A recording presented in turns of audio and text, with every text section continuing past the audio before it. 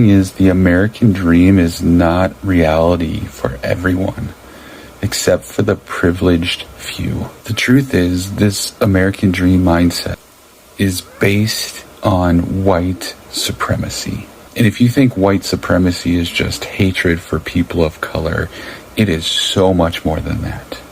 David Gilborn, he addresses the idea of whiteness. Whiteness is a racial discourse, whereas white people are a socially constructed identity. White people don't necessarily reinforce whiteness any more than heterosexual people reinforce or are homophobic. I'm betting most white people haven't educated themselves on this idea of whiteness. We can't see the problem of white supremacy because we've lived free from it our whole life. White supremacy is our privilege. It's who we are. To call it out is to call out our very being. It's no wonder that white people get defensive. I'm continually amazed at some of the comments I get from white people about my thoughts on white supremacy. They act like it doesn't exist. I said in a recent post, if you only hang out with white people, then you're racist. Instead of maybe looking at their own lives to question if maybe it's true, they get defensive and argue semantics. That is white supremacy. Read a book. They've clearly not educated themselves by walking in another person's shoes. This is white supremacy. Figure things out on your own. Go make money. Anybody can do it. Hide, bury, ignore your emotions. This is white supremacy because this is an individualistic mindset. The opposite of that is owning the pain that you have inflicted on others and doing something about it. Maybe the biggest problem in this for white people is that they're too afraid to admit their own role in racism because they don't want to get uncomfortable. It seems that what most of us oblivious whites get wrong is that regardless of guilt or fault, we need to admit we're uneducated on this topic. One of the reasons why some won't is because we're afraid to get uncomfortable. And even when I don't think I've done anything wrong, someone else's perspective is no less true. And to wholeheartedly care for that person requires setting aside my own shit and understanding life from their point of view. And what actual steps do we need to take as white people? In what ways do we need to get uncomfortable? We can't possibly understand what it's like to be targeted by racism. As a white person, how do I even put myself in the shoes of people of color? My privilege is attached to my skin. I can't separate from it. I mean, can we ever truly comprehend the lived experience of being abused by systemic injustices? Maybe this is where we failed people of color. We can't relate, so we buy into the bullshit we've been told our whole lives, like everybody has an equal shot. Just work hard. If you fuck up, then that's your own fault. I mean, we say things like this instead of looking at the serious offenses being committed every day right in front of us. Getting uncomfortable means facing the truth of this oppression, sitting down with a person of color, listening to their story, putting yourself in a setting to feel the actual weight of this atrocity, feeling it in the pit of your stomach like you just lost your whole world. It takes a whole lot of security, humility, to own your shit, to apologize. And if you can't do that, well then you will perpetuate harm. And that's what white people... Hello there, folks. I really hope you're doing fine from whichever part of the world you're watching this from. Now, white privilege has been something that has been ongoing for a while, especially in the United States. And not so many people have been so vocal about that. where when you look at the systems, the education systems, the job market and the social systems and all that, then you would see that there is a lot of white privileges going on in a way that whites are favored. They get the upper hand in almost everything, while the black, brown, Latinos are subjected to a different form of treatment. But then what is surprising is Black folks have been vocal about it. We have FBA speaking about it, Black Americans speaking about it, some Latinos, Hispanics, and all that. They have been so vocal about that. But then the whites themselves have not been so vocal about white privilege, simply because most of them are beneficiaries of, these white privileges. So we have this brave young man, not young, but this brave man who joins the other group of white men and women who are vocal, and they advocate for equality and a fair treatment of everyone. And then he's trying to just educate the other folks about the dangers of white supremacy and why we should have a very fair and, an equal society where everybody is treated the same. So let's dive in. Let's have a look at these few clips, and then I'll be back with a few commentaries about that. So cheers, and see you guys around. Here's my take on the definition of white supremacy. Simply stated, it's when a group of people, so a race, a class, etc., has decided that things should be a certain way and that everyone else should be that way too. This could be something simple, like people who drive small cars are inferior to those who drive trucks, which is definitely a cultural bias in the US. So white supremacy then has different extremes of harm, which extends beyond white people. But this concept is referred to as white supremacy because it's rooted in racism. It's the mindset that white people are supreme in their color, elevating white culture, its characteristics, its traits, its values, etc., and it favors those who have them. This mindset, of course, is still very much a part of our culture, but it has infiltrated other aspects of our culture to set standards for how things should be. This especially applies to situations where those standards are harmful to or exclude others. So, for example, white people, we can go outside and go for a walk, whatever time of day, wearing whatever we want, without fear of being attacked or killed by police for no reason at all. This is a reality in our culture, right? White people can't deny it. And we can't deny the more subtle, covert forms of discrimination and marginalization either. These things can be just as harmful.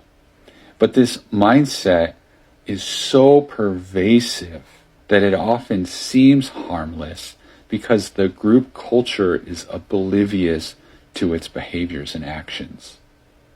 Which is why white people take offense when they're called out. I often talk with white people and they'll say they're not racist. And when I challenge them, they get super defensive. Like, you might be who I'm referring to if you've ever said, I'm not racist. For example, a friend recently started a cleaning business and he hires quote-unquote minorities and he says he's helping them. He gives them work they wouldn't otherwise get. Everything about his intention to help is actually othering them. They don't speak English, so he speaks it for them. They don't have the same connections, aka privilege, as he does, and so he connects them to it. Everything in that is about having power over people. It's about the separation of socioeconomic classes. And I don't care if he has good intentions and he's not overtly racist. It's the subtler forms of racism that are still so prevalent today. I asked him to read Ibram X. Kendi's book, How to Be Anti-Racist, and he said, I'm not going to lie, I probably won't read it. But being not racist, as white people say, is something you have to proactively prove. You can't just say you're not that thing. Like, read a book about being anti-racist. Tonight there's a weekly workshop on dismantling racist systems that I'm participating in. So are you anti-racist? Well, especially as a white person, prove it by showing up and learning and taking action. And if it's not this workshop, what else are you doing to prove you're anti-racist? You have no idea how harmful white supremacy is. It does not just manifest in the form of overt violence, like police officers pulling the trigger or hate groups marching in the streets. White supremacy kills in the classroom, where black children are disproportionately disciplined, placed into special education, and denied access to advanced coursework due to the implicit biases of their teachers. It kills in the workplace, where black professionals are underpaid, overworked, and overlooked for promotions despite their qualifications. It kills in the doctor's office, where black patients receive lower quality care and their pain is dismissed and their health outcomes suffer as a result. It even kills in the supermarket, where black communities are systematically deprived of fresh food, forcing them into nutritional deserts that contribute to long-term health disparities. White supremacy is not just an ideology, it's a system designed to choke the very existence of black people at every level of society. And you do not have to call someone the N-word to uphold white supremacy, nor do you have to wear a hooded sheet. White supremacy operates in the mundane, the unnoticed, in the everyday decisions that maintain racial hierarchies.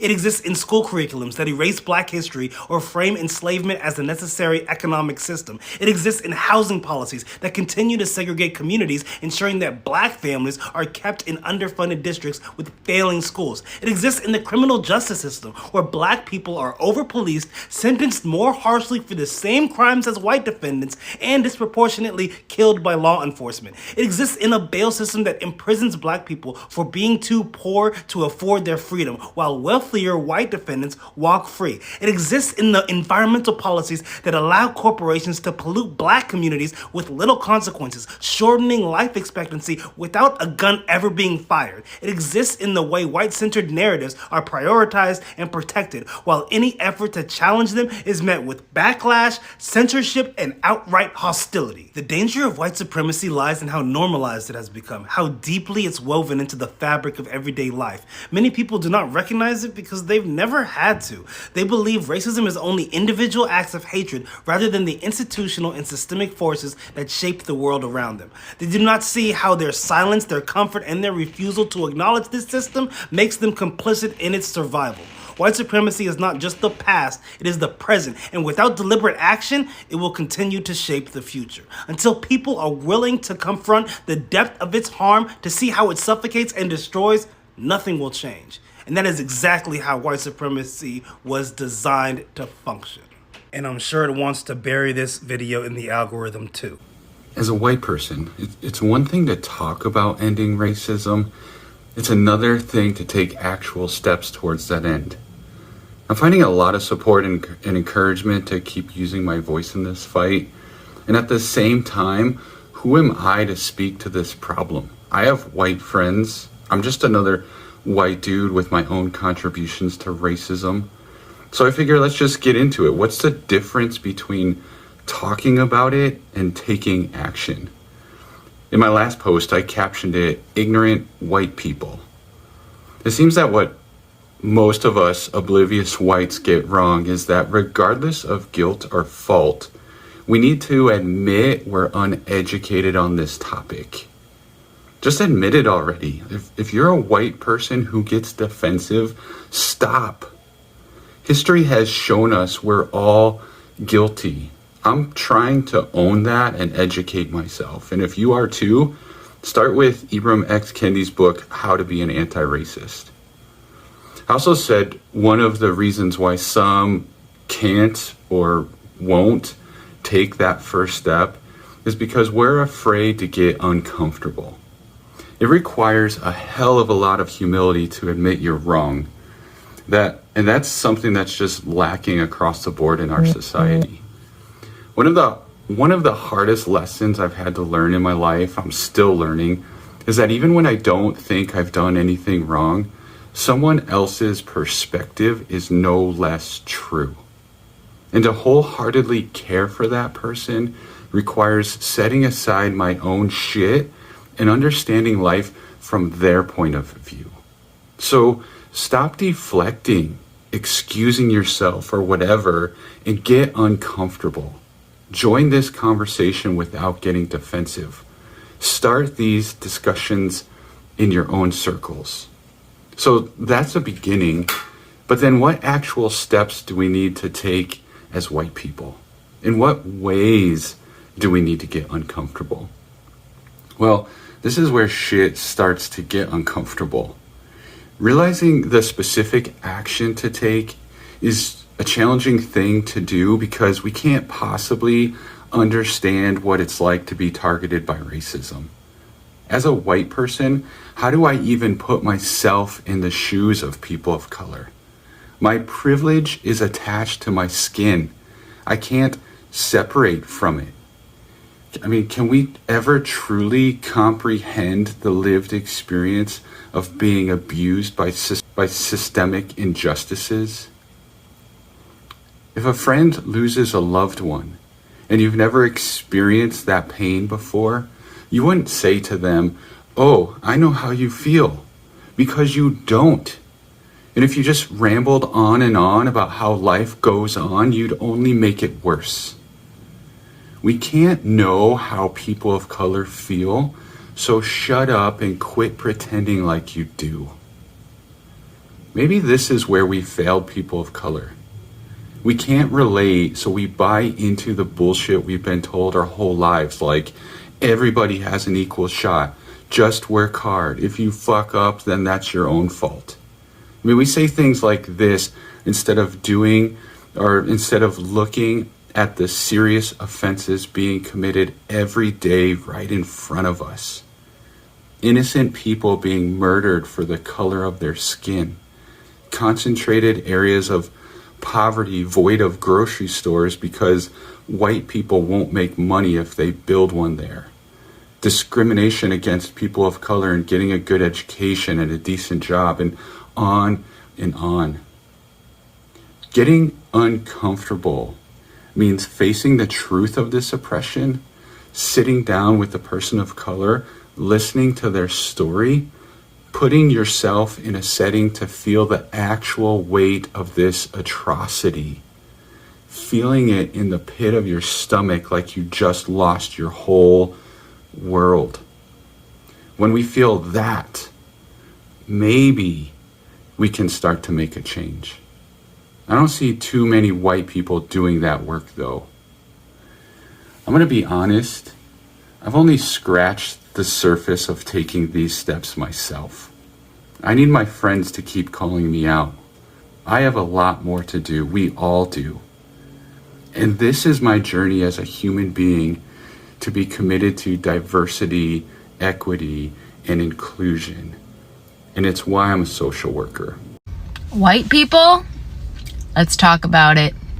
Let's talk about our violence, white violence. No more deflecting, no more blaming everything on everybody else. Let's confront ourselves.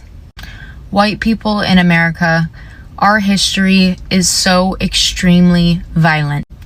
And instead of confronting that, we continue to blame other people for the issues and the problems in this country, instead of just taking ownership of our part to play in everything, which is a huge part.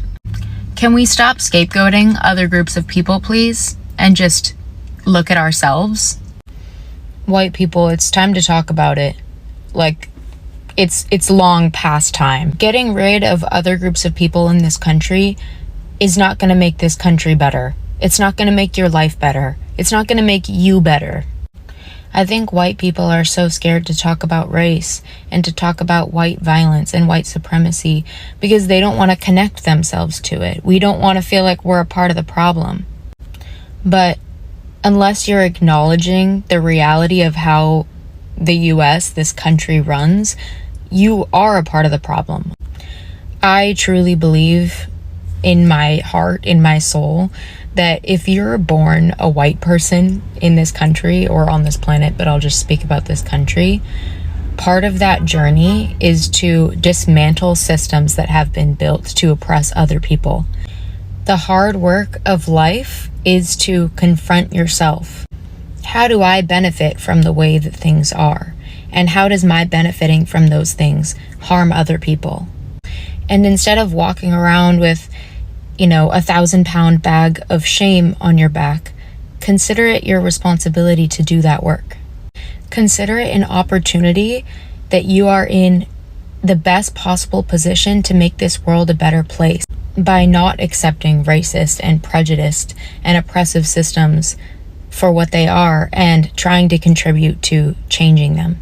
Use the privilege that you have for good. I don't think that anybody can ever really love themselves without being honest about themselves, without being honest with themselves. And that work is painful and hard, but it's so worth it. White people, you don't have to consciously think that you're better than other people in order to contribute to harm against them. All it takes to contribute to harm is to stay silent and disengaged. White people, can we finally get this shit right? Can we finally take accountability? Can we finally look ourselves in the mirror and decide that this isn't good enough? We're not doing a good enough job. You aren't losing because somebody else is safe and cared for. You aren't losing because somebody different than you exists. White people, let's talk about it. Let's start having these conversations with ourselves and with each other. It's time. I want to know what percentage of gas guzzling, climate killing, noise polluting, road hogging, excessively speeding, needlessly oversized pickup truck owners are white males. Because I swear it's gotta be like 99%. More proof that white people think they run this planet. Okay, I'm just gonna vent for a minute. I'm continually amazed at some of the comments I get from white people about my thoughts on white supremacy. They act like it doesn't exist, like I'm talking nonsense. I said in a recent post, if you only hang out with white people, then you're racist. A lot of them said that's a silly take, and instead of maybe looking at their own lives to question if maybe it's true, they get defensive and argue semantics like, well, people have a mostly homogenous friend group that share their same background. Yes, exactly my point. That is white supremacy. Read a book. But when I suggest that, they decline. They've clearly not educated themselves by walking in another person's shoes. Maybe the biggest problem in this for white people is that they're too afraid to admit their own role in racism because they don't want to get uncomfortable. If you've ever gotten into a disagreement with another person and it turns out that you were in the wrong, it takes a whole lot of security, humility, to own your shit, to apologize. And if you can't do that, well then chances are that relationship won't last long. You will perpetuate harm. And that's what white people have done to people of color. I wonder if these white people are talking to me, a fellow white person, like this, then how are they talking to people of color who call out white supremacy? That is scary. And as a white person, I apologize on behalf of others who've caused harm, who continue to ignore the very serious problem of racism. And I know that's not enough, which is why I'm a social worker trying to do some good in this fucked up society. Right. Thank you so much for watching up until the end. If you are coming across the channel for the first time, please take a minute to like, subscribe, and share so that you can help me get to 5,000 subscribers. Now, back to our main issue, which is white privilege. We understand that from the confessions that have been made online by some white folks. We have white women and men, as you've seen from the clips, that admit that this is something that has been cultivated in them from childhood. When you grow up, you are told that you are not, that you are different from the black folks, that you are different from the Latinos, that you are different from the Hispanics, and that you are different from other communities, that if somebody has a different skin color than yours, then that person is not the same as you, then you should stay away from them. We have a good number of them coming out to say that they are afraid of black folks because of their skin color. They are saying that they are afraid of black folks because of, they are afraid of violence and all that.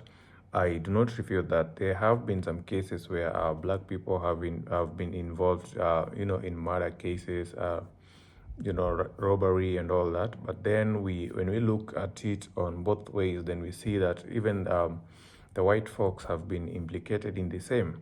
In fact, it's the black folks who have been subjected to this unfair treatment for a long time. We have police brutality towards the black folks. We have, when you look at the Jim Crow laws, the segregation, and all the slavery, then you see that history points that the black people are the ones that have been subjected to this unfair treatment for a long time. So instead of teaching young children to be, racist, to be beneficiaries of white privileges, then it's time that you, teach the children about equality, about fair treatment in places of employment, about social equality. When we hang out, we should be able to hang out freely. Not that when you see a black man, when you see a black woman, then you tend to tell your kids to be, be cautious of them, this and that. That's not just it. So I'm actually glad that more and more white folks are coming out to condemn and to call out each other about, these unfair treatments towards the black folks. And then it's a good progress towards the right direction, because we all want a world whereby we can live harmoniously. We can live you can live in love with each other without being afraid of one another, without painting a bad picture of one another. So that is the kind of world that we want to live in. And I'm really, really glad once again that many white folks are now coming in to join the others in preaching the gospel of unity, the gospel of peace, and equality, fair treatment, and then putting an end to these white privileges. When you look at places of employment, then you see that when there are vacancies or when there are employment opportunities, then the white folks are normally considered. When you look at schools, very, very few teachers are black. So that has been my contribution. I don't know what you think about white privilege and all that. Please share with me your thoughts down below in the comment section. Let's have a discussion, and in a special way, I would love to thank those who've been watching the channel and supporting in one way or another. And I'm really grateful for that, and I'll see you guys in the next episode.